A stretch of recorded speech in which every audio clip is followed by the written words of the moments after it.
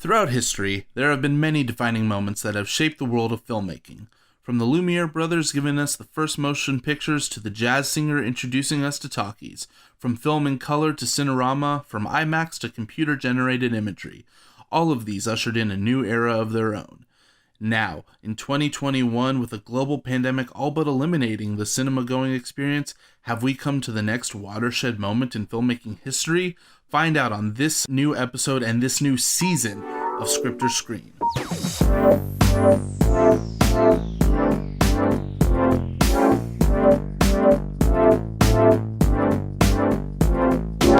Hello, all you lovely listeners.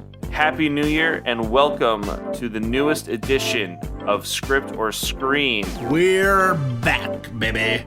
New episode, new season. It's a new decade. Well, I guess the new decade started last year, but this is like the first new year into it. Zach, how are you doing? I'm doing great. How are you? This has been a really interesting. I don't want to call it a summer vacation because it's not summer. I guess you'd call it a winter vacation. Yeah, we took a little break, stepped away from our microphones for a little while. The producers unchained us from our desks, and we had a little time away, and now we're back. We are, and actually, I just want to say, good thing we took a little bit of a break. You know, Zach, we always tend to have our episodes kind of extend into around maybe like the hour and a half kind of duration period, but it looked like a lot of our fan base, we'll call them, kind of caught up on some episodes. I saw some analytics, some numbers went up, and I was actually pretty surprised. I was like, oh, look at these guys.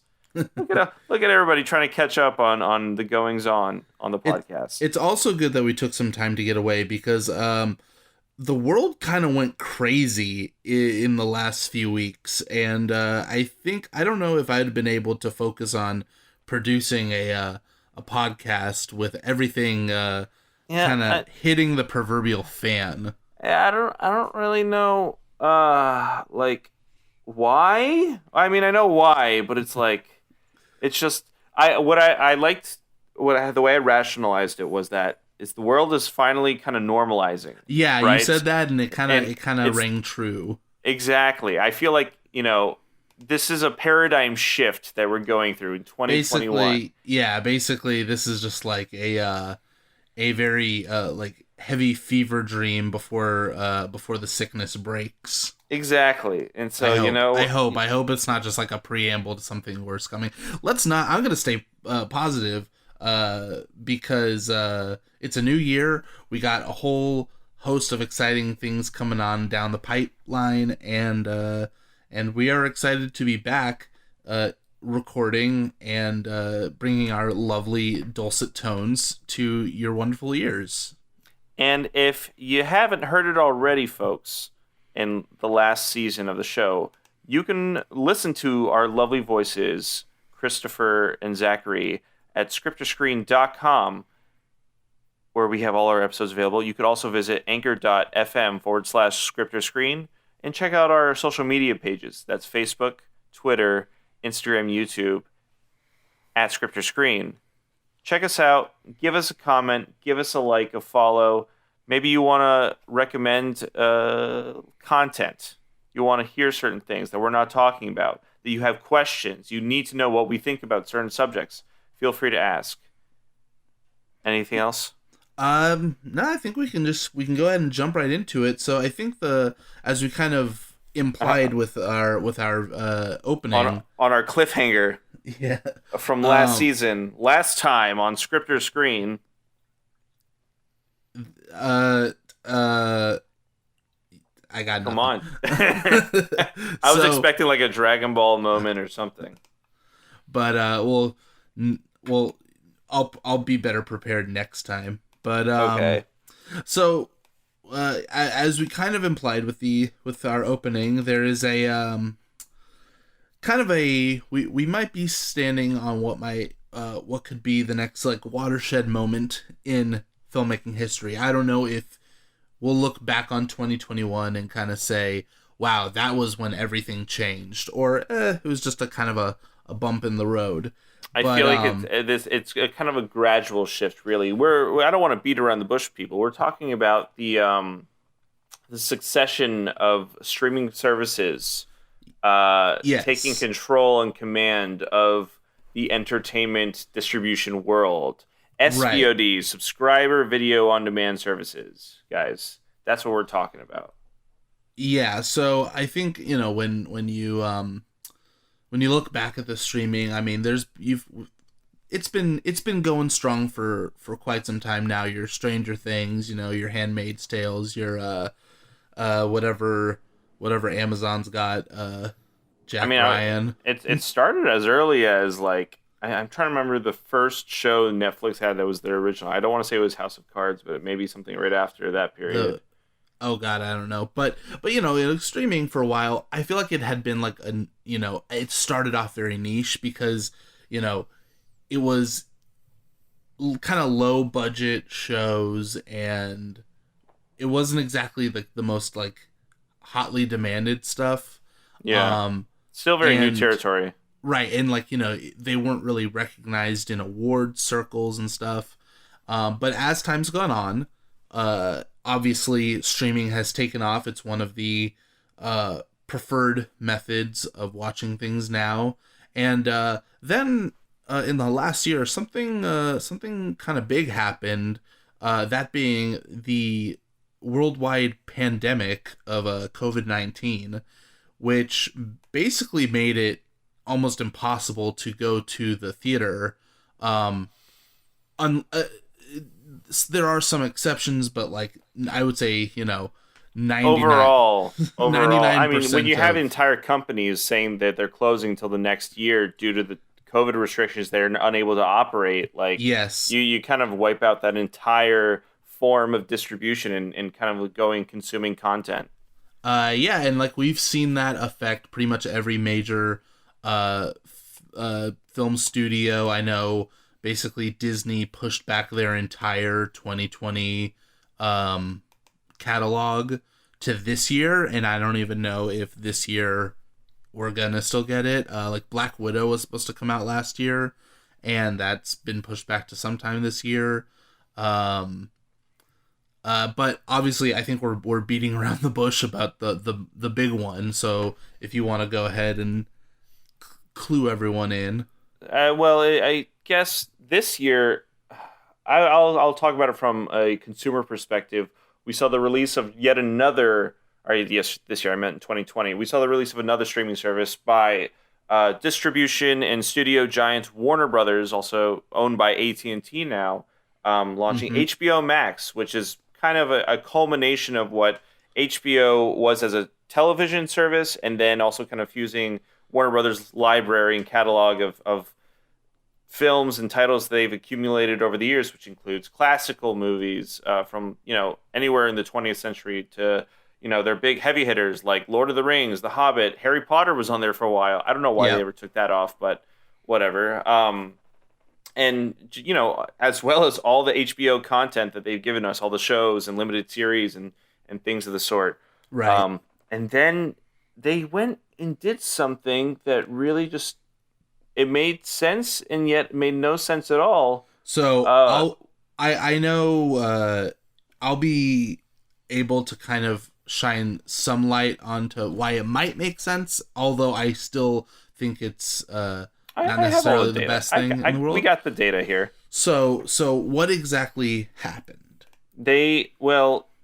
Due to the pandemic, I'm sure the executives were thinking to themselves, like, how can we still get our content out there and also remain profitable? Well, we have the streaming service that To we be have. fair, I'm gonna stop you there. What? I don't think they care about getting the content out so much as being profitable. They could have said, "How can we not In order release for them this to movie?" And listen, in order for them to make any money, they have to they have to have the content in the first of course, place. So of I course, feel like I'm joking, it's but yeah, no, it's I don't know. It's it's a subject that I held near and dear to my heart for a long time. I don't have as much animosity toward it anymore because of the most recent developments that have changed in the last couple weeks. but Regarding this, it's been a roller coaster ride. Yeah, they released. They announced in November, December that they were releasing their entire 2021 slate on their streaming service simultaneously with like a film release in like within the first month. It's a short period of time, not the entire time it's in theaters, but like I remember the when they first 30 announced days. this. When they announced this, it was wild. It was Unprecedented. There's some smaller movies that I wasn't too concerned about, but like movies like Dune.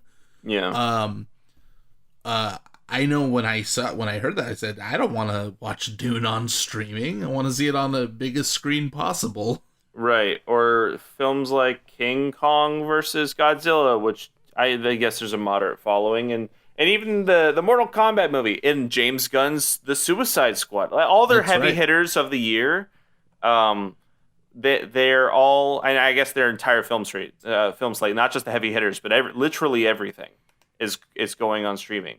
But this story really starts several years ago, and it'll tie into our movie review of the week as well, or our kind of information and talk about, which is the Wonder Woman films. Right. So that was, I guess, our first taste of this Warner Brothers VOD offering. SVOD. Yes, To be specific. Excuse me.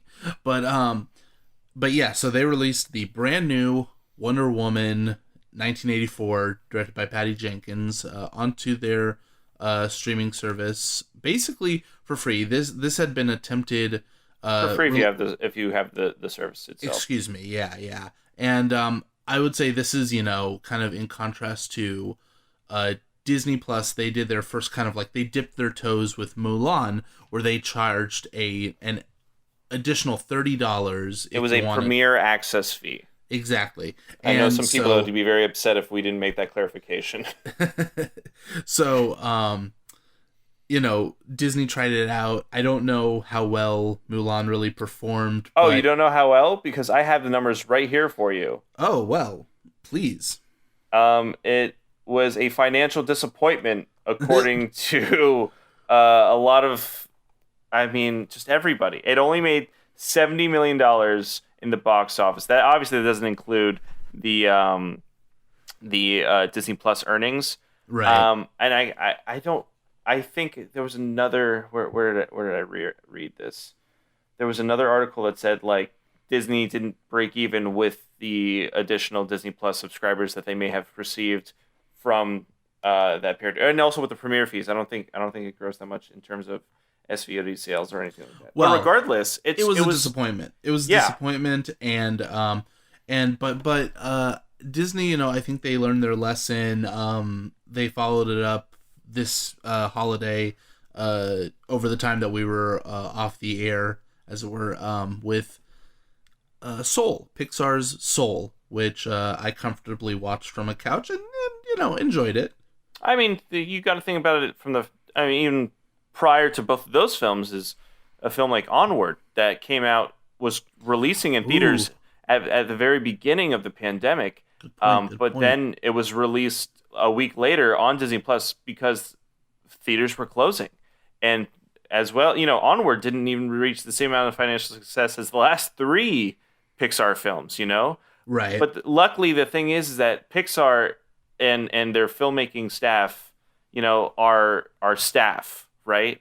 I'm like I forget the name of the gentleman that directed and their writers, but usually they're on staff with the Pixar team. They get paid salaries and things like that. They're not people that are contracted to do works like most other filmmakers. Mm-hmm. The biggest thing about the entertainment business, being a part of it myself, is that most people are contracted to do work from for several days, several weeks, or months at a time. With maybe they have the backing of a guild or some sort of union that they belong in, mm-hmm. To make sure that they get outright payments, or that there's some sort of protections in play for them. But then at the same time, it's just these contracts are very specific as to what that means for them to be paid. So, versus Onward, they might not have to worry about, like, let's say back end deals or like kind of gross profits, because which it's Pixar as a whole. Right, which back end deals we'll get to later. Yeah. But yeah, so that's to say, Warner Brothers, they released Wonder Woman onto their platform, and it was, it's interesting because like financially, I don't think it performed very well. It had a budget of 200 million, and so far it has accumulated, let's see, a estimated 132.1 million. Mm-hmm. So that's it's not ideal. You know, well, here let's go back. I don't want to just skip to Wonder Woman 2 necessarily at first. I feel like we should lay some groundwork, right? Let's wind the clocks back 3 years and look at Wonder Woman the first. Well, so okay, and I think we'll Comparatively. yeah. What I'll just say is like for Wonder Woman, I don't think we'll dig too deep on it because I think we want to save Wonder Woman for its own episode where we can really dig in deeper. But yeah, so Wonder Woman the first, as you call it, directed by Patty Jenkins. Patty Jenkins, terrific director, directed Monster prior to Wonder Woman, several years before Wonder Woman. She is an AFI alumnus, which is interesting. But Monster, that was the movie that Charlize Theron won her Oscar. Very, very good movie. Very kind of dark and upsetting movie. Wonder Woman made on a budget of 120 to 150 million. Made a box office return of 822.3 million. So, ouch! Yeah, that is awesome. That is kick-ass. It was a pretty big deal when it came out. I remember it came out right around the same time as Black Panther, and both movies kind of featured their heroes doing the X with their hands, and so I remember that became a big thing around that time. But I mean, both movies were. I mean, obviously, Black Panther reached a lot of success as most Marvel movies, but like for Wonder Woman, this was the first good DC film, like critically. So I was gonna jump on that, yeah, with basically getting into it, because I know you and I have had many discussions about this, and I've probably alluded to it on past episodes, but at least in our current offering of most of the DC films up until Wonder Woman, there was nothing for me to enjoy.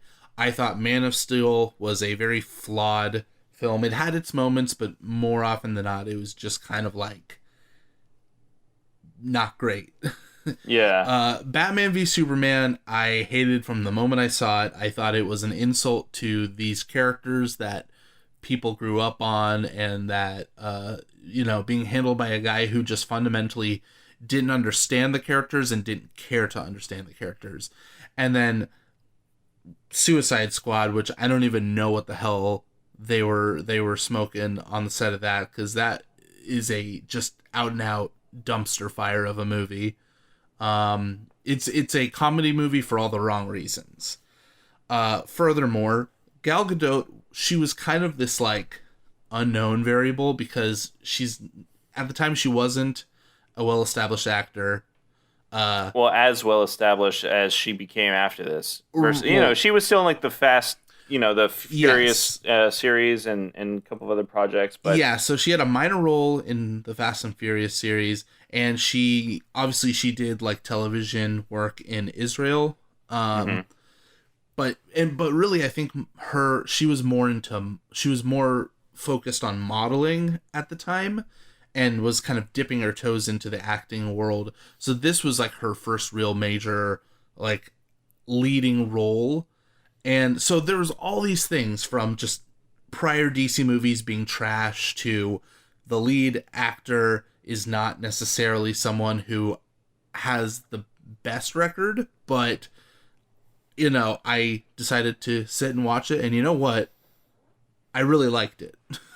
I mean, I would agree. Like Wonder Woman, the first, I keep saying the first, but it's like the first, Wonder Woman film that's it's not a TV show, it's not a cartoon, but it's like a live action adaptation of this character. Like I would say they almost hit it out of the park. Like it was it was like an adventure film, and also like this weird superhero, not weird superhero story, but it's like this great interpretation of what it could be to be superhero slash kind of coming of age, not typical, but like Right. this having this naivety, or I don't think that's how you say that word. Naivete. Naivete, But yes, and kind of yeah, growing up and kind of going to this new world and having just exploring all these themes. Not to mention, it's the first, I would say, of most superhero films, like with a leading woman just kind of taking the reins and doing her thing with the backing of a woman director.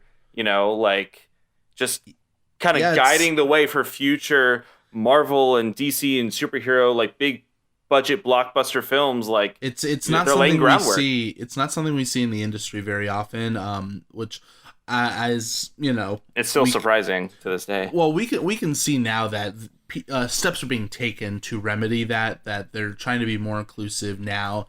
But yeah, 2017, it was a bit of a sausage fest, and but yeah, Patty Jenkins does a commendable job, especially given what she had to basically everything that was given to her. I just imagine, they handed her all this stuff and say, yeah, you're basically following, Zack Snyder's dumpster fire, as, with, uh, he already had this, like, idea set up for Wonder Woman that she had been in hiding for 100 years, and she was really kind of like not intent on helping people, and had this very uh Kind of kind of jaded view. yeah, exactly, Yeah. exactly. So you know I was worried that, god, it's like you're gonna go into this and, hey, it's another DC hero that's just dark and brooding, and when they shouldn't be, and it's gonna be terrible. But lo and behold, they pulled some magic out of this. They made a character. I think part of her naivete helps in that she has no reason to be dark and brooding. Yeah, and I also feel like her experiences between this film and even the newest one that just came out in 1984, Mm-hmm. I don't see how they could even correlate to events that would even lead to a buildup of Batman versus Superman. One You day, know? one day we will get to discussing Batman v Superman and Man of Steel, and Snyder's take on them. Mhm. And I have a good many things to say about that, and some ideas that I have come to understand, things I've come to understand about Zack Snyder. And when the time comes, we'll discuss that. But yeah, I don't think he's a person who fully understands the characters he's writing for or making movies for. I don't think he's really has too much of a hand in writing. But Patty Jenkins does, and she brought the fun. She knew when to get serious. The movie's not 100% perfect. Are you talking about the first film? Yes. Oh, yeah. For me, I think there's some shaky CGI. There are a few character beats that are just kind of like, you just have to like kind of like nod and go like, okay, okay, even though you'd be like, but hold on, what about this and why not that? Um, it unfortunately, and Patty Jenkins has since spoken about this, the end fight, it's just a big mess of CGI, and Patty Jenkins has since come out saying she had a much more small scale ending Yeah. in mind, and it Yeah. was my favorite bad guy of the movie industry, executive meddling, that ruined that. The bane of any good movie. Yeah, Um, I feel like it, overall though, tonally, I personally liked the movie. I thought it was genuinely funny. Like it was jokes that I could kind of laugh at and everything versus the newest one. I would disagree. I don't think it was very funny at all. And I'll get to that in a moment. But she did a lot of great things with this film. So I want to read this excerpt I have about like the success of this film. It's from the Hollywood Reporter. cool. Uh, it said when the film became an immediate hit, lasting over 103 million in its opening weekend, Jenkins and her camp found themselves very in a very enviable position.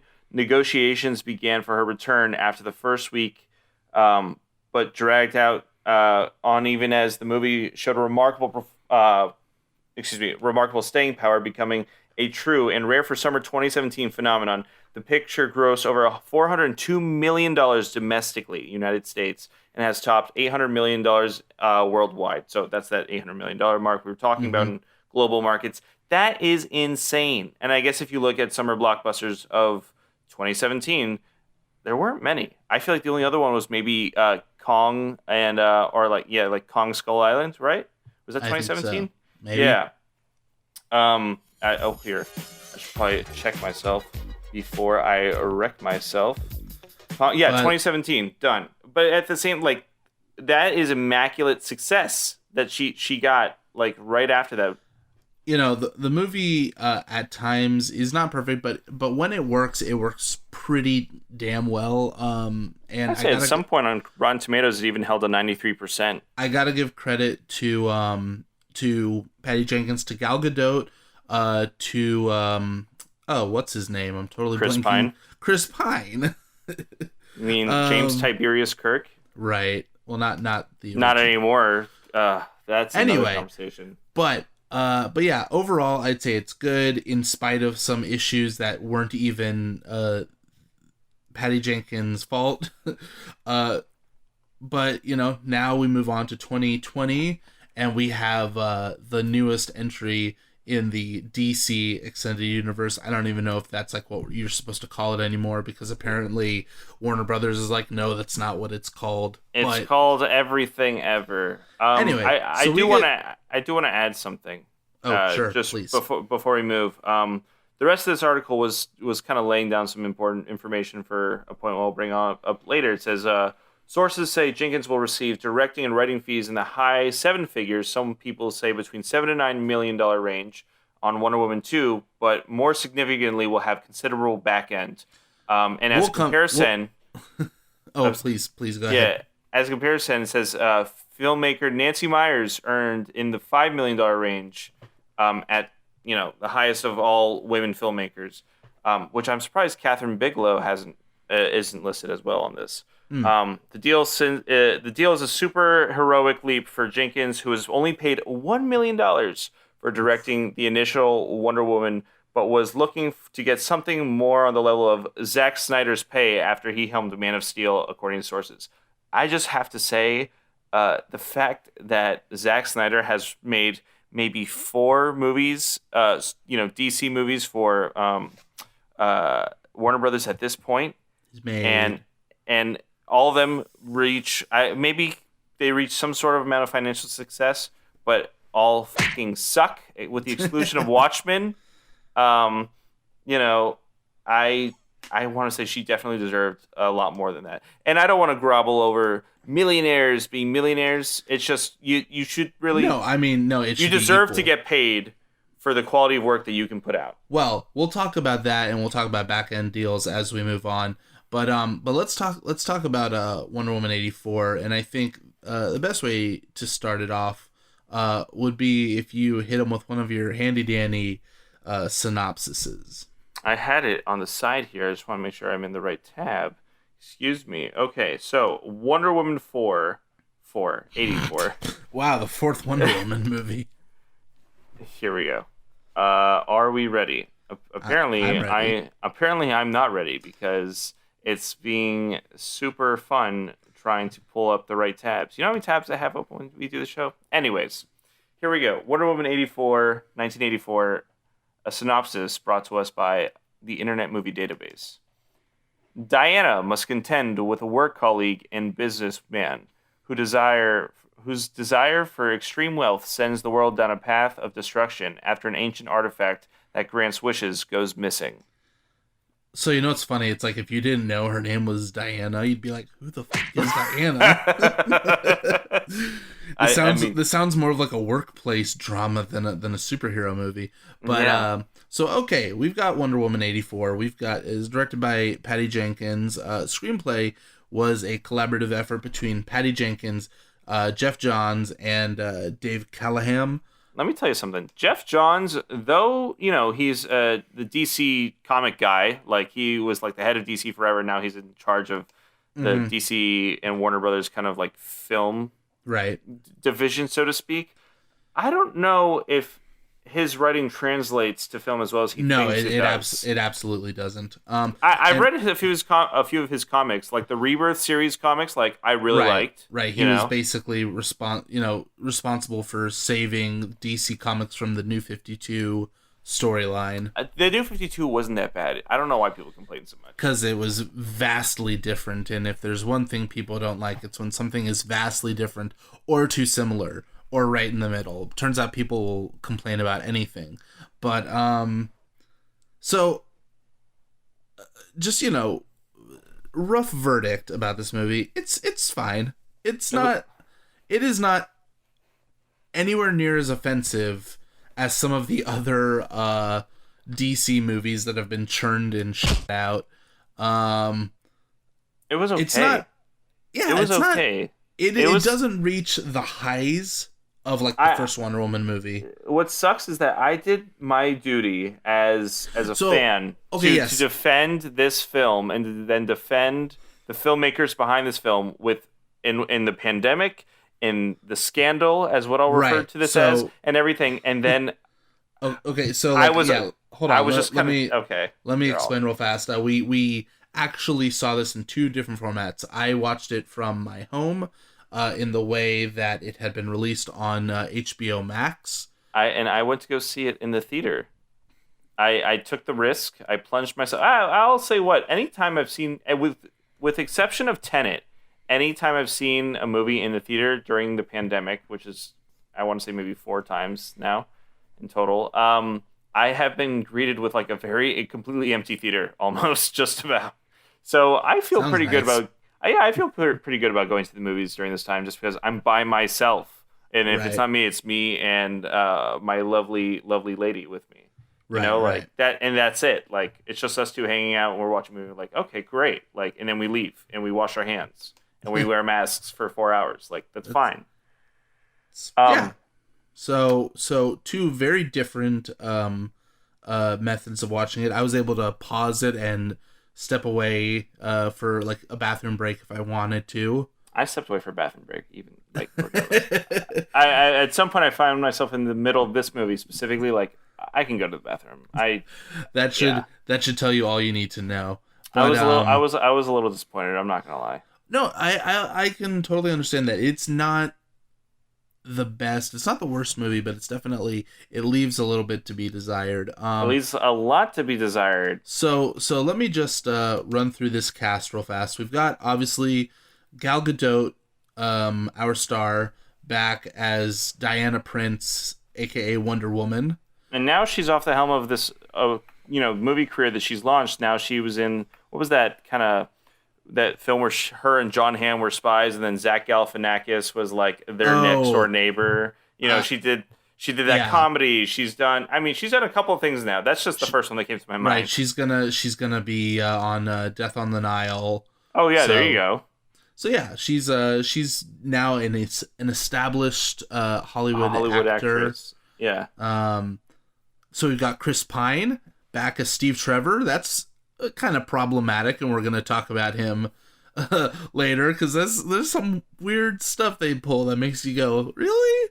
Yeah. Really? Kristen Wiig, the hilarious SNL comedian. I say hilarious SNL cast member. I don't know if she's funny outside of anything else. I'm not a fan of movies with her, and she's funny in them. I didn't like Bridesmaids. Everybody talks about Bridesmaids. I didn't like it. I don't care for it. It's the one Paul Feig movie I do like. Oh, there you go. Pedro Pascal, Mandalorian himself, showing up as Maxwell Lord. Hey, you know where I first saw Pedro Pascal in was Narcos. So. Oh, really? For me, obviously Game of Thrones. For me, I was gonna say, or Game of Thrones. And I'm trying to think if there's anyone else on this list that really even needs to be mentioned. Probably just this man, Christopher Polaha, who is credited as Handsome Man, and we'll get to that in a minute. Okay. So here's the way we set up our thing. He was like a better looking version of Will Arnett. I mean, think about it. Maybe. So, okay, let's talk about what we liked and then what we didn't like, and then kind of go off from there. So, I put my notes. I said, here's what I liked. Gal Gadot, she does a pretty good job. It's not exactly a high demand role, uh, but I think she does a pretty good job with it. Kristen Wiig, I thought, is fine as Barbara Minerva, and at least early on in the movie, she lands a lot of the comedy bits, and I think she has that personality. Pedro Pascal, again, at least earlier in the movie, is pretty good. He does a fine job. I've definitely seen worse acting jobs in a superhero film. Some of the action set pieces are cool. I personally liked the opening fight scene in the mall. I know you didn't care for it. It was campy. It felt like it was too tropey. It's like this movie wasn't 80s enough in aesthetic and everything else. They just had to throw everything else down your throat. It felt like someone had injected like pure essence of Richard Donner into it, and I kind of liked it just because I was like, okay, like, yeah, why not? Like, I wish they put essence of good film in this as well. That would have been great. I was gonna say, this film overall, it's a breeze to watch. It doesn't take itself too seriously. They found a way to incorporate the invisible jet, which is great. And that was the only redeemable part of this film. And I'm sorry, we're gonna drop spoilers on this. So be warned, full spoilers for Wonder Woman 84. But the end fight, it's not just a giant gray CGI monster at night. It is, at least for a little while, with Barbara Minerva becoming Cheetah, and then, but it ends how I wanted it to end, with not with a big fight, but with Diana solving the problem with her compassion, not because she can punch good. Well, I guess, that's a little better than the last ending. I don't know. It's, for me, anything with David Thewlis in it, I love. Yeah, but it's like, but by the end, he's not even David Thewlis. He's just a big CGI guy. It's fine. And it's like, come on, this is also coming off of... Listen, not every big CGI guy is going to be Thanos guy. I know, I don't know. Here's the thing. It's not even like the fact that like there was no personality behind David Thewlis's role. I like the principle of his character. Like, sure. Outside of that last scene. No, fine. Yeah, that's I did not care for Barbara Minerva or Cheetah as the villain of this film at all. No, I think they kind of squander what was there, but also, it's just like, at least with that, it's like the CGI fight was done, and then we didn't have to deal with it anymore, and she got to solve a problem that didn't involve punching the bad guy until they stop. It's nice to see people taking creative ideas to solving their problems, and it's a good thing for Patty Jenkins, who didn't get to end the first film on her terms, but did with this one. Not saying necessarily that the ending is perfect. In fact, I think it's got some... Are we sure the ending of this film was on her terms as well? Are we positive about that? Until I am told otherwise. Okay. I hope I'm told otherwise. I'm sure a week before Wonder Woman 3 comes out, she will say, no, it wasn't. Listen, if we are told otherwise, then we'll just know again that the villain, the most evil Hollywood villain of all, the executive of studio, is behind it. Then we'll get that again. Executive meddling, it ruins so much. Like, yeah, it's Alistair Brothers. It's kind of impressive how much studio meddling just can ruin a good movie. But I'll go ahead. What yes, I did please. what I did like about this film, there was a couple great moments. There was a photo of Diana and the secretary from the first film where she was a lot older. She was like grandma. And I'm like, oh, that's like a sweet little, like, kind of keepsake. And then the moment where they're in the plane, the plane, the jet, if you will. The invisible jet. And then Steve Trevor says to Diana, he's like, "Oh, the way I fly, they'll never catch us." And she's like, "Oh, I forgot to tell you about radar." He's like, "Shh, Diana," and that was the only scene in the movie that gauged an audible laugh from me, and I'm like, okay, they get that one. That was that was genuinely funny. I was great that the invisible jet was there. I was super disappointed when it was just like a throwaway after the fact. Didn't go back to it at all. They probably lost it.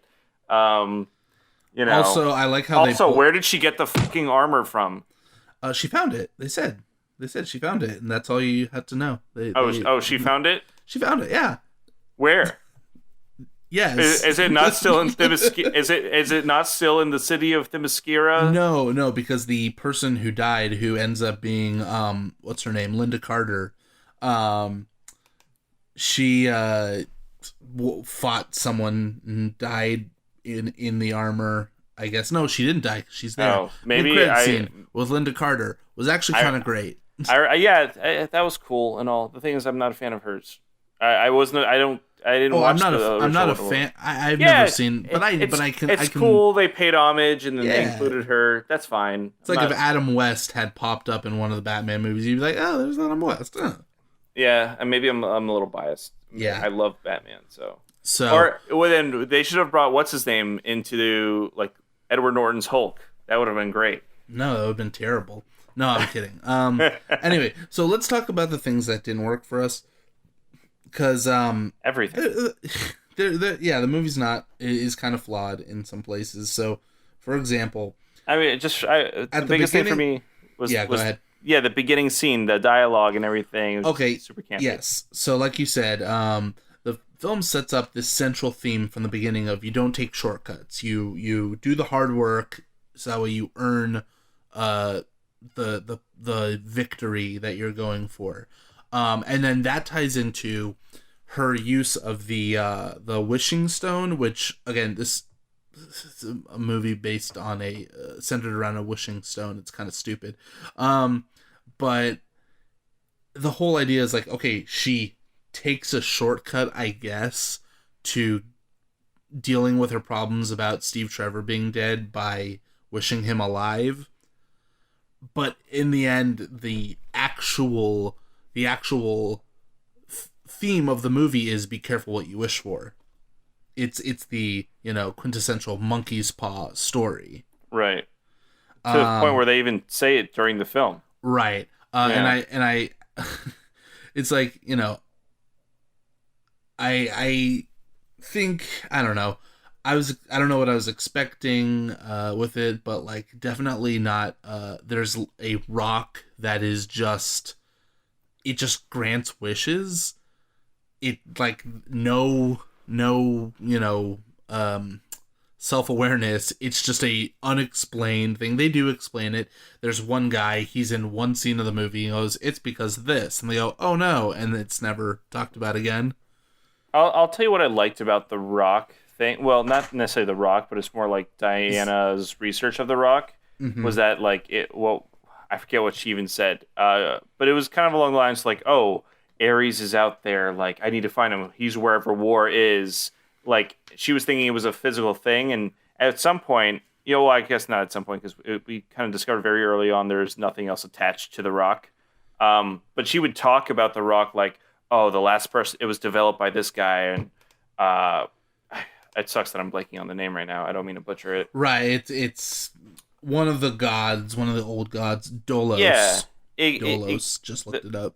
Okay, so there it is. But there was no mention of Dolos. He didn't matter to the story, and I guess they didn't want to repeat the same thing as the first film. They mentioned him. They mentioned him, and then it's never brought up again. I'm like, okay, I guess he's just causing more trouble somewhere else. Yeah, that would have been cool. I don't know. But I don't know how true that is to the comics and stuff like that. I didn't necessarily read Wonder Woman as much as other comics. But okay, so moving on.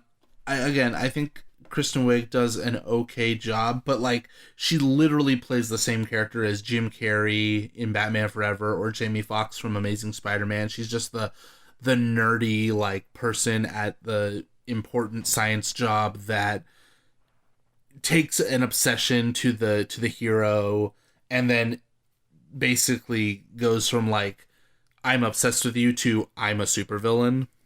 Yeah. And if I could please just read my note here, she goes from being just a really strong, less evil Carol Baskin to being 2019's Cats, and neither of which is particularly executed well. Well, there it is. That's what we got. Yeah, I don't like Kristen Wiig overall. I thought she was a weird casting choice. Well, not that she's weird. I don't know. I just don't like her as an actor. I am not personally. I feel Maybe like she I'm just super biased. And that's my opinion. And I don't think a lot of people agree with me. I think a lot of people actually really enjoy her. I liked her on SNL. I thought she fit really well in the cast and did good with the jokes and everything like that. Like her delivery was great. The characters she played were funny. I just did not like her character in this film. Maybe it's because I've seen it before, like you said. maybe. Yeah. Yeah, she's treading on well tread ground. Also, there is no punishment for Maxwell Lord almost ending the world. Yeah. He gets to hug his son, and he was a shitty dad. He's a shitty dad, and also like he literally almost like causes nuclear Armageddon, and he gets to hug his son and walk off into the sunset or something, and I'm like, you gotta. Here's my thought: is why didn't he just ask? Why did he ask to become the stone? Why didn't he just ask for like the best wish ever? Like, if he wanted money and power and everything, why didn't he just make a all-encompassing wish that asked for all that? Because then he'd have to sacrifice what, his son? Oh, and we haven't seen that before. You have to dream a bit bigger. Anyway, yeah, listen. The movie's not.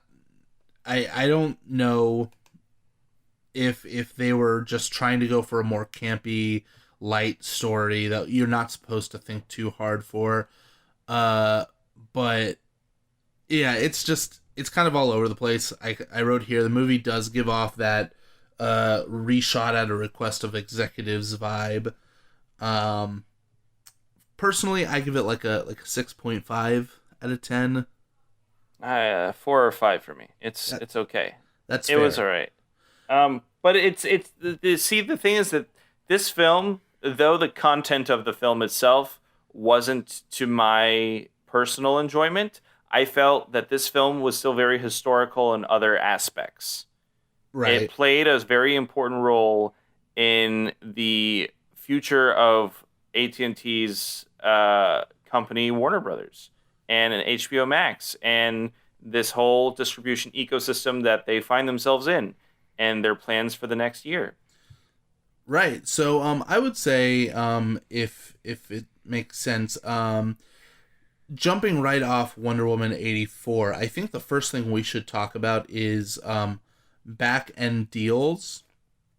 Yeah. Specifically, okay, so for our listeners who don't know what a back end deal is, a back end deal is basically a deal that is struck with the various people involved with the film, usually the actors, the director. I know a big one was Robert Downey Jr. had it for a lot of the later MCU films that he was involved with. Yeah. Like Spider-Man: Far From Home. It's the equivalent to like. Well, I think he got paid like what, $8 million for his Spider-Man. I remember reading this Spider-Man Homecoming. He worked 3 days, 3 entire days was all of his work for that film, and through back end deals made $50 million. Oh Jesus, that's awesome. All right, so here's the thing. That's why I said I don't want to grovel about millionaires just making more money, but it's more like just the principle that there is an opportunity that certain contracts weren't going to be honored by companies like distributors and production companies that end up investing a lot of their own money into these films. Right. Well, so real fast, just to kind of finish. Wrap up what I was saying before. Just the back end deal, basically someone says, okay, you're going to take less money up front for your work on the film, but your payment will be dependent on, it'll be basically a percentage of ticket sales. I want to make a little correction, because it's not always that they have to take a lesser pay up front. Especially if you look at like SAG rules or DGA or PGA, with Directors Guild of America or Producers Guild of America, or even Writers Guilds. Right. Because most still get like their guild rates or something of the sort. If not, if they're a AAA star, the highest wanted actor or producer writer ever, then yeah, they'll get a rate, but then they'll also get a sizable they'll get their royalties or their back end deals, their portion of the sale. I mean the sales of the film. On average it could be around 1%, but for these $billion making movies, 1% is still around about $10 million. Yeah, and again, like you look at some of these things, and a back end deal can really make bank for someone. I just looked it up. For Infinity War, Robert Downey Jr., again, he did a lot of this, but Robert Downey Jr. made at least $75 million off of Infinity War. I mean, I'll use the example of Wonder Woman, the first film, right? A film that made $800 million. If Patty Jenkins had a 1% royalty, that's $8 million that she would have made on that film. Like in terms of back end, which is a lot sizable than her $1 million like director fee, right? That she got. And she's entitled to that because she is a member of the Directors Guild, and also just a talented filmmaker in her own right. I'm telling you, the best filmmaker that the DCEU had, post Zack Snyder, like this is the first film. Like, yeah, I think between the first Wonder Woman and the second one, she definitely had enough points in her system to make sure that she had everything in place, to get everything that she wanted for the second film in terms of like monetarily. And then AT&T kind of went and shit on that. Yeah, so it was December 3rd in 2020 that, or I guess it was November 18th, really, in 2020, that both Variety and Deadline, the entertainment news sources, reported that Wonder Woman 84 would be released on HBO Max on Christmas Day, and it would also have the same day distribution as what it would get out in theaters. And the thing is that the way they agreed to do this with theaters was that they would, instead of charging the entire fee that they usually do to rent out the movie, they would charge less of a fee, and so that theaters would get more of the profits instead of having to splitting it with AT&T and Warner Brothers again. And the thing is that by allowing them to kind of distribute this online, they're kind of giving a lot of more people options. They're like, oh, okay, I won't go into the theaters and spend money on the tickets. Instead, I'll just give HBO the money directly and pay for a subscription.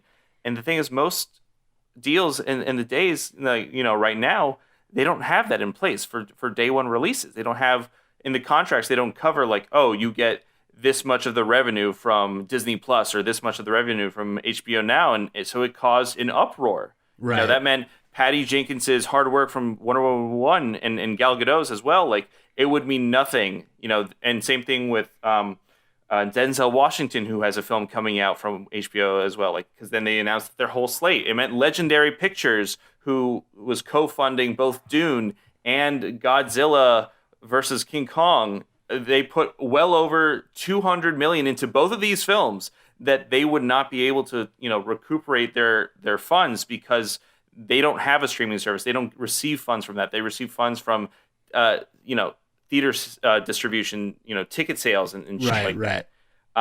And everybody went insane. There were lawsuits being talked about there. I mean, I can't. I was livid about this as somebody who's trying to make my way into this industry. No, I for sure, I totally get it. And I remember when all this was going down, I think, for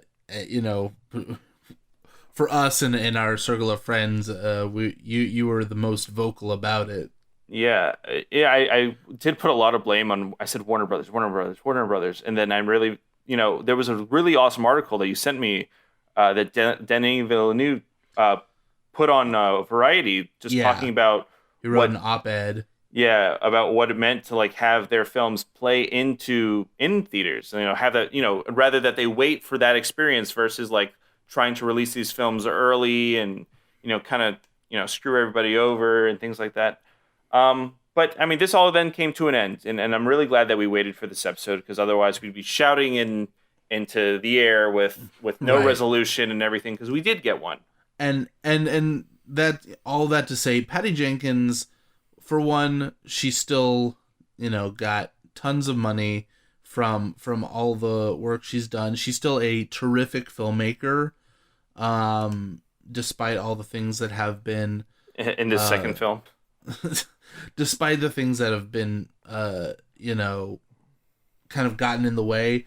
But she's also got a great, road ahead of her. They've already greenlit Wonder Woman 3, Yeah. whatever it'll be called. So that is set in stone. She is directing it, and I hope it is awesome. She has just been announced as the director for the Rogue Squadron Star Wars film. It'll be the first Star Wars film in theaters since the Rise of Skywalker. So yeah, I mean, that's fantastic. I'm really excited. She put out that great video where she was talking about, what was it, her father who was a fighter pilot, Yeah. and that made her want to kind of inject that feeling into a movie, into a series like Star Wars, which I think is really cool. And then she's apparently attached to direct a movie about Cleopatra, which, if I remember correctly, is also going to star Gal Gadot, but I could also be totally wrong about that. There's some sort of controversy going on over that. I think people are complaining because they said, "Oh, well, Cleopatra, being in Egypt, why is somebody with a lighter complexion playing her?" And then I think Gal Gadot even responds saying like, "Well, Cleopatra was born in Macedonia, so like, why would it be a problem that I play Right. her?" Yeah. I So it's this mean, kind of mixed bag of stuff right now. Who we'll see. knows? We'll see how it comes out. Yeah, I will admit I need to educate myself more about the specifics with regards to yeah. Cleopatra, her exact I'm gonna, physiology. I want to quote you here: "Is we don't want another Prince of Egypt situation going on." What was actually it was called Egypt Gods and Kings. Oh God, where it's like Joel Edgerton, the whitest man in existence, playing Ramses. Yeah, that Uh, was Christian Bale as Moses, and I'll you tell you can't what. see it.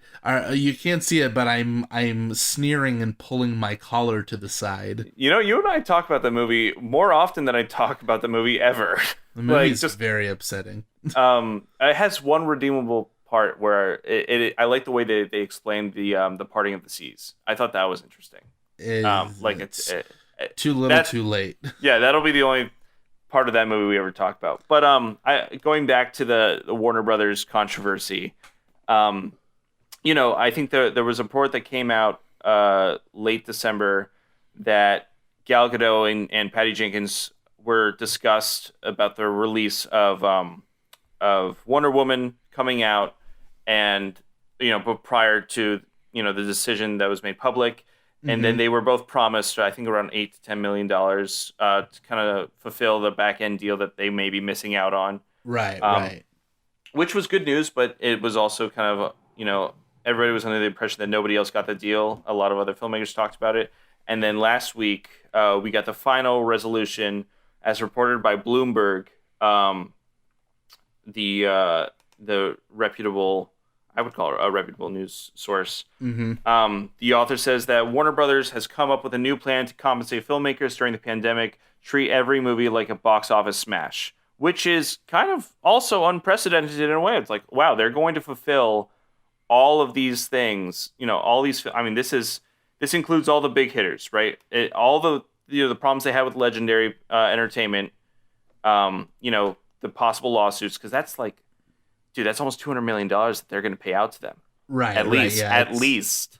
Well, Um, I think they realized they were sitting on a sort of a powder keg. yeah, And I mean, not to mention with all the other, all the other directors and acting talent and everything like that.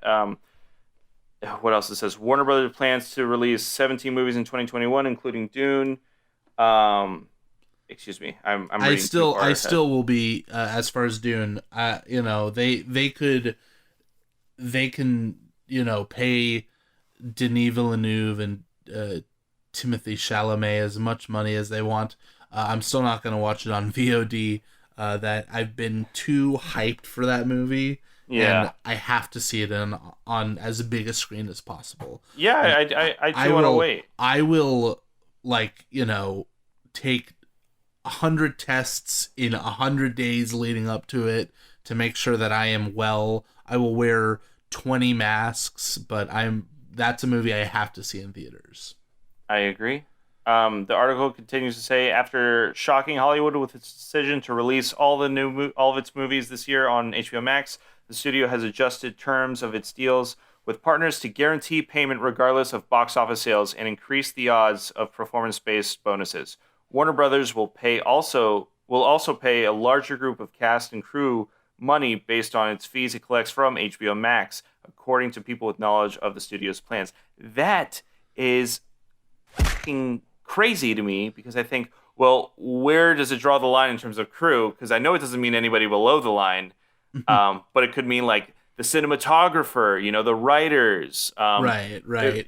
people on the producer line. Like, I can imagine maybe cinematographers or directors of photography they could be eligible for back ends, but it's rare, and same thing with writers. Not all the writers get that, but like, if it's anybody above the line, it should be those guys. And when it says crew, I think it means more than just director and producers normally. Right. And Well, it's baffling. I'm so happy to see that they're settling it like this. But this is also a first time that we're seeing this, outside of something like Netflix that kind of pays outright for films and it just pays people all at once. right. Like, I don't know, man. I'm glad that we have this resolved, so to speak. Yeah, it came through, and I think at the end of the day, as much as like, so in addition to Denis Villeneuve, what's his name, Christopher Nolan also put out a statement basically condemning the Long time Warner Brothers collaborator.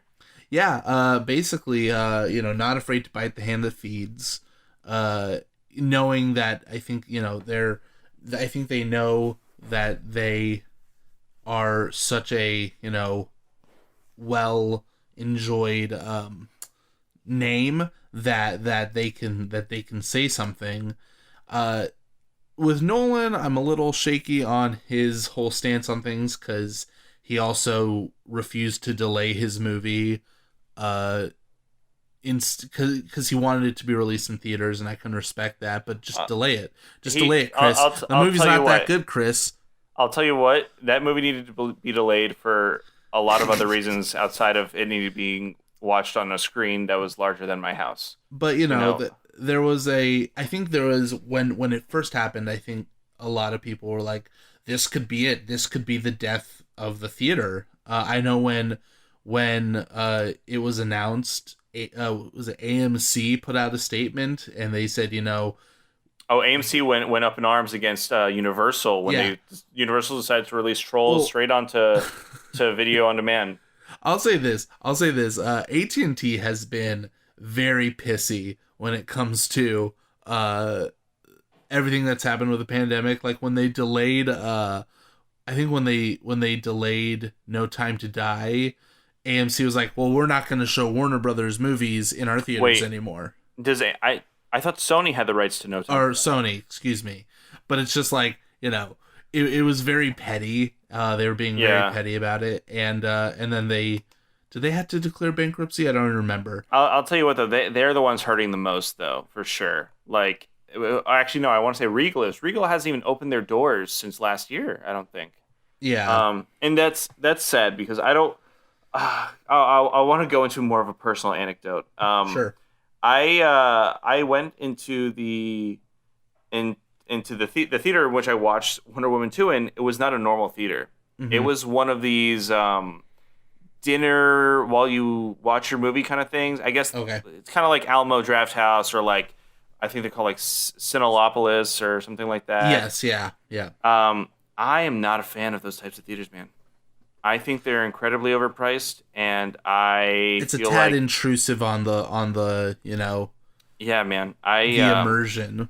I feel like as far as chain theaters go, AMC and Regal, AMC actually more so than Regal as of recently, are just kind of better, and you get better pricing as well. And it's just, like honestly, that's it. I actually have a smaller theater that I've taken you to, that's closer by me now. It's an or little nonprofit organization that owns and that runs like all these films. And Oh, things you're like talking that. about the Coral Gables. The Coral Gables Art Cinema. Shout With some out. free promotion. They are incredible. Donate to them if you can. Keep them alive. They Yeah, play that's like very really great cool. stuff. That's where we saw Joker. It is where we saw in 70 millimeter. That's right. I got to see. I see they have all the film projections and everything going. It's not an IMAX theater, but they still show some really great quality things there. Yeah. When they can and everything. It's a fantastic Wonderful place. Anyways, Wonderful place. dinner movie theaters, I'm not a fan of. I do not want them replacing all of my the more family friendly, affordable movie theaters that exist right now in chain form. Right. If the chains need to go back on some of their expenses, I get that. They have to operate as a business, and that's the thing. It's like I get if movies need to, if studios need to wait to distribute their films because of global pandemic, they can't make any money. We get that. Fucking keep your films in your safes, and we'll watch them when we can all do it in the comfort of the theater, in the community that shares that space when it's safe to do so. Of course. Well, I think some studios are doing that, like Disney. They're holding back Black Widow until it's time. You know why? That's why they haven't released Black Widow. It's because they know Black Widow is going to make them $1 billion versus Mulan. That's more of a risk for them. They're like, oh, we'll see. We don't know. Live action princess movie could go either way. AKA, look at Snow White and the Huntsman or any of those films. You know what I'm saying? Like, yeah. It's just I don't know. I would say when all this started, and especially with the reactions coming from people like people from companies like AMC and just the film going community as a whole. Stand corrected. Snow White and the Huntsman was not Disney. It was Universal. I was about to say it has a distinctly Disney feel to it. Humbug. Also, that movie was not helped by a lot of the drama going on behind the scenes. Oh, but Jesus. But I feel like for a lot of people, when AT&T and Warner Brothers made this deal with HBO Max, I think it was a lot of people hearing the bells. They said, "This is it. This is the end of going to the theater." Paradigm shift, man. The paradigm shift. But it's not the end. We will be back in theaters eventually. I do want to point out this other thing that happened on the other side of the planet, in a little place called Japan. There was a... What's going on in Japan? Well, there was Breaking news. There was a movie that came out in October of this year. Demon Slayer, Kimetsu no Yaiba, the movie, Mugen Train. Yes, based off of the popular anime. Based off the popular anime, based off the popular manga.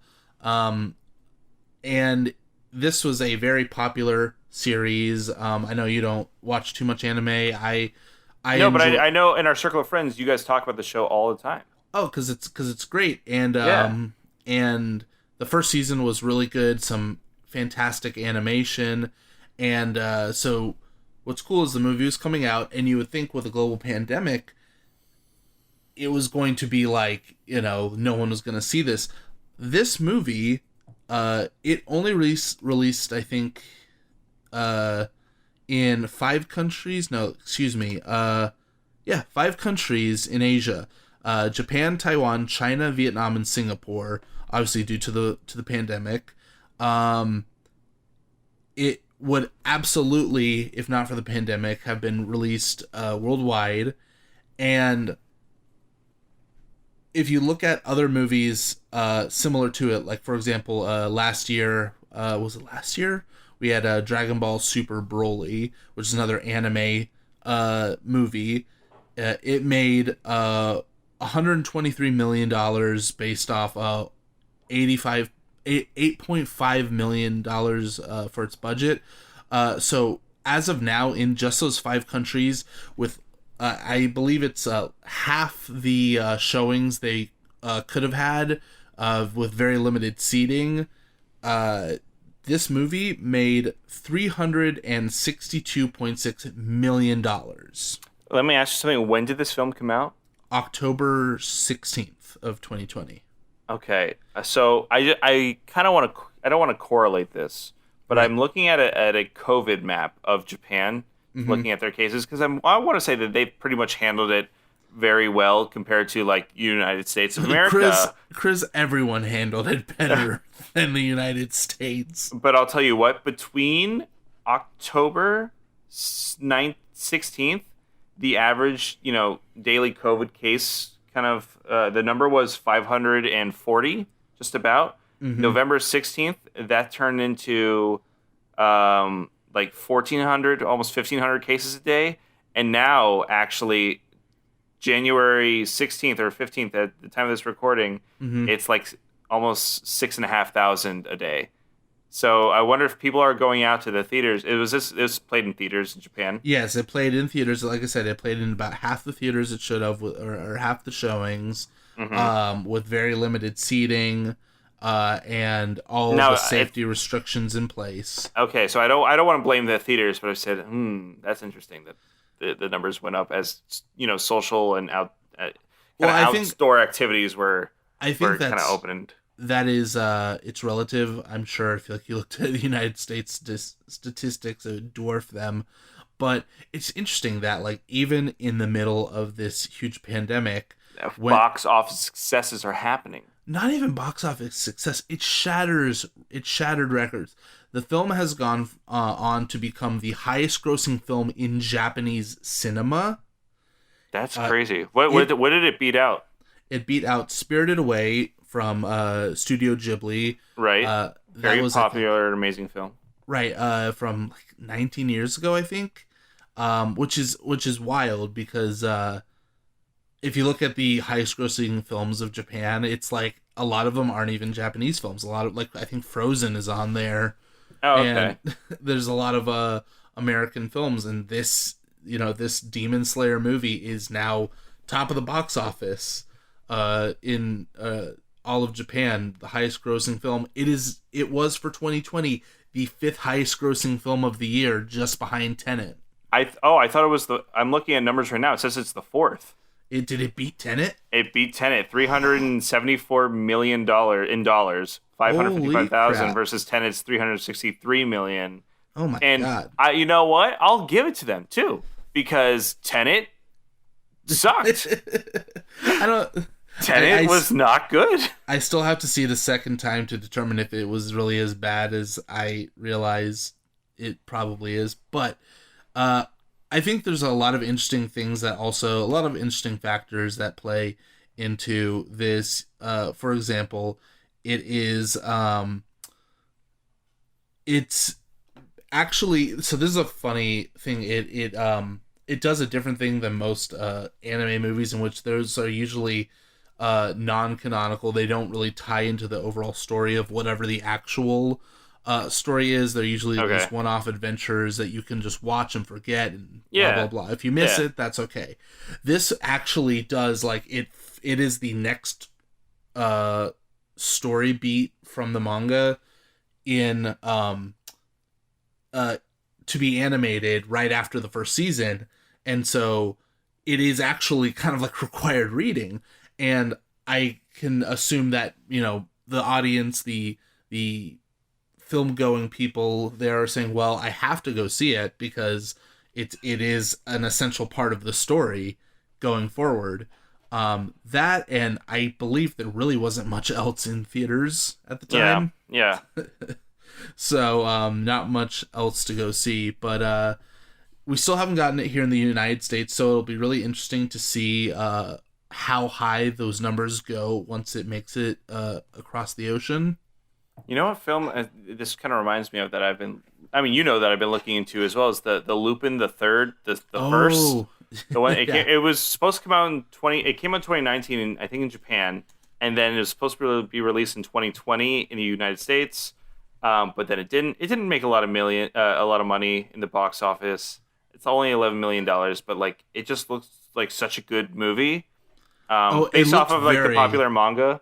Yeah, it looks well. super pretty and everything. The CGI is extremely good in it. Lupin Yeah. and everybody, Fujiko, and all of them look really awesome. And Yeah, I still haven't seen it yet.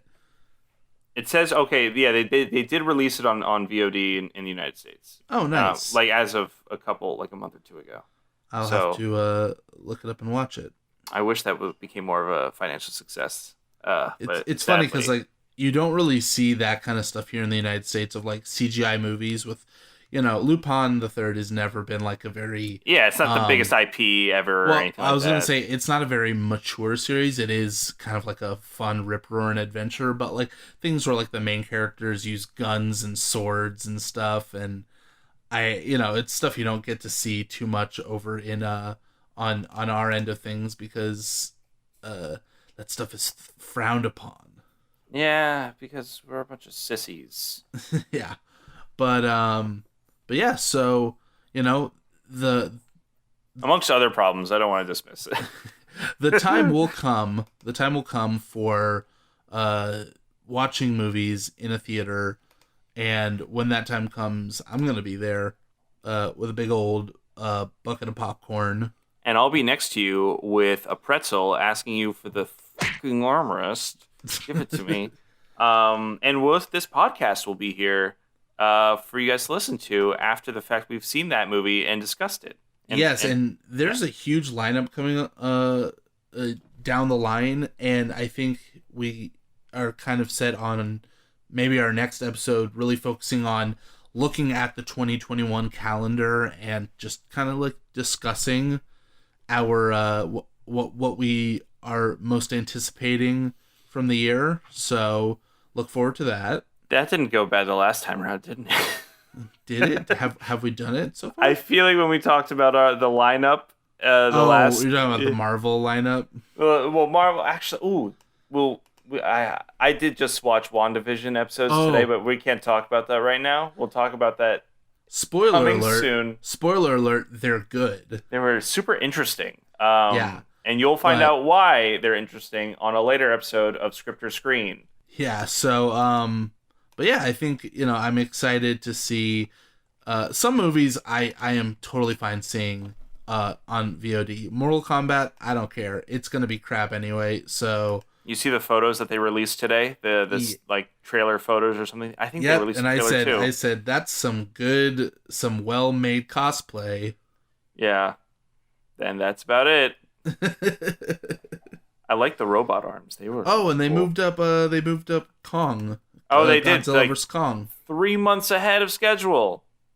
It comes out like the day after Anissa's birthday, or like 2 days after. Not that I'm rushing to theaters to see it. I still haven't seen Godzilla King of Monsters. Oh my god, it was great except for all the parts with people in it. That's what everybody says. If that movie had just been monsters, it would have been fantastic. Yeah. I was excited because I saw Millie Bobby Brown in all the trailers, but then I guess I just never saw it. I was excited because they played Claire de Lune in the trailer. It made me think it was going to be some like masterpiece. Oh, nothing will beat the first Godzilla trailer with the Requiem for a Soprano from 2001: Space Odyssey. Ooh. While Bryan Cranston gives the narration, and then we see Godzilla's shadow. Here's a fun tie-in. That was the last movie I saw in one of those sit down with a meal theaters. Oh God, interesting movie, terrible viewing experience. But that we live life, we learn things. I can say I tried it. It was okay. Yeah. So I guess that's about it. I guess that wraps it up for this week on Script or Screen. Thanks for joining us, Zach. And I want to say thank you to the lovely audience. Remember, You can find Scripter Screen at our website, www.scripterscreen.com, or anchor.fm/Scripter Screen. Leave us a message. Visit our social medias on Facebook, Twitter, Instagram, and YouTube at Scripter Screen. Give us a comment, give us a like, give us a follow, share us with your friends. Let us know what you want to hear next. My name is Christopher Kitchen. And I'm Zach Strackman. Thank you for joining us. We'll see you next week on Scripter Screen. Enjoy the new season. Bye.